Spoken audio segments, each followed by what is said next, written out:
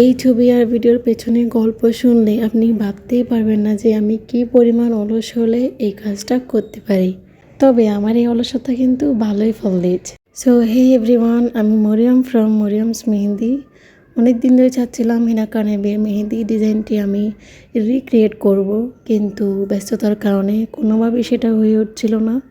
তাই আমার কাজিনকে হাতের উপরে পিঠে হিনা কানেবের ডিজাইনটি আমি করে দিয়েছিলাম।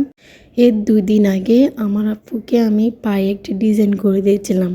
দুজনেরই হাতে মোটামুটি একটা স্টেন আসার পর আমি চিন্তা করলাম কয়েকটা ছবি তুলবো। ছবি তুলতে গিয়ে আমি দুজনের ডিজাইনকে এমনভাবে ছবি তুলেছি যাতে লাগে শুধু একজনের হাতে পায়ে মেহেন্দি।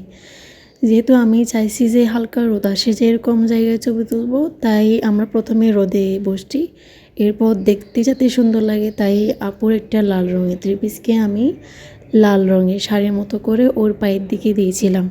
আর আমার কাজিনকে ওর কামিজটা শুধু হাতাটা পরতে বলেছিলাম যাতে দেখতে ব্লাউজের মতো লাগে।